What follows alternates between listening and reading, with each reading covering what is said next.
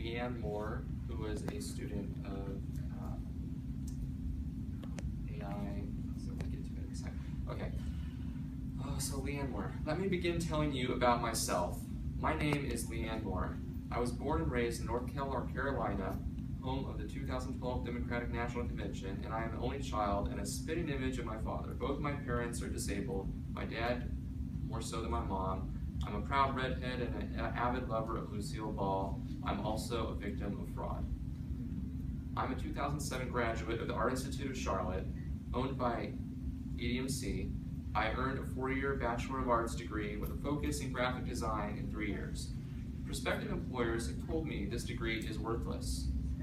This degree has cost me nearly $200,000 in college loan debt. These loans have fallen into default because I cannot make the 1,000 plus month payments. Since graduation, I've actively tried to find work in my chosen field.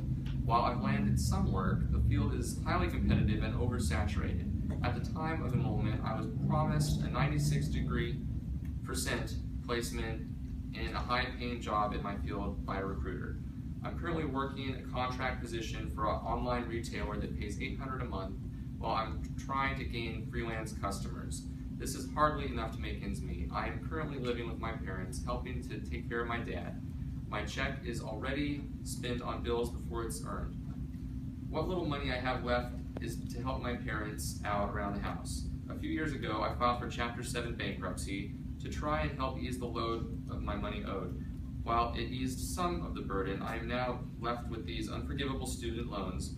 I'm now in Chapter 13 after being served papers and receiving other collection threats. While I understood Chapter 13 didn't get rid of any of the debt, it did help make my payments manageable and brought me some peace from collectors and their harassing tactics. As my lawyer explained to me, severe student loan debt was forgivable before 1998. Student loan debt has ruined many lives like mine, as well as brought down the national economy. I find this unfair. The school I attended was unknowingly a scam. The for-profit EDMC company has been sued many times for fraudulent practices and accepted anyone into their schools as long as they could sign their life away with loans that could not be paid back. These loans were funded through Sallie Mae, another company under fire for harassing and threatening collection tactics.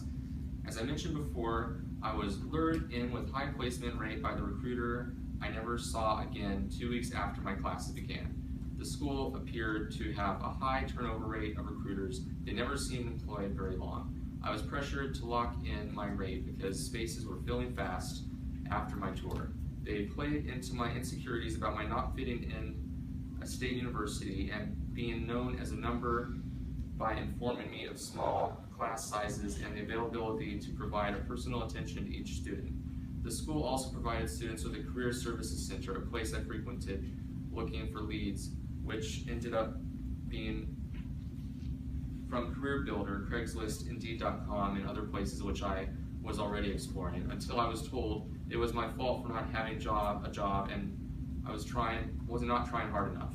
Towards the end of my time at this business, classes became crowded and equipment and programs became outdated as we were sold top-of-the-line technology upon recruitment. Using the computer labs became nearly impossible. As a student worker, I can verify there was hardly ever enough equipment to go around for student use, another promise of my recruiter. Because of the sneaky practices of EDMC, I am unable to achieve the American dream. I will never own a home. I will never enjoy the smell of a new car. I have suffered undue stress, anxiety, and depression as a result of this. As I have come to understand, companies do not want to hire graduates from the Art Institute due to the school's persona. To be fair, I did meet some great friends and faculty members who feel we students were cheated. The faculty members who spoke out have since lost their jobs due to supposed budget cuts. AI's enrollment is plummeting because of the campuses to close. They've been removed from NASDAQ and were steps away from bankruptcy before being bought out by Goldman Sachs. In closing, I've become familiar with the work you've done to help the students who attended Corinthian schools. While this doesn't affect me personally, I would like to thank you for your efforts.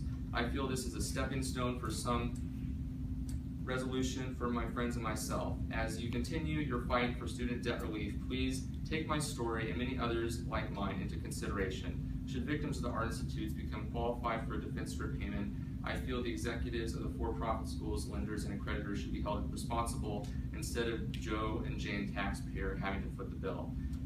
executives and board members are paid when the loan is issued and are not required to refund the money from their coffers if the student leaves school or defaults on the loan. I feel if it doesn't create some sort of hurt, a lesson can't be learned. For-profit institutions are debt factories that need to be stopped. Thank you.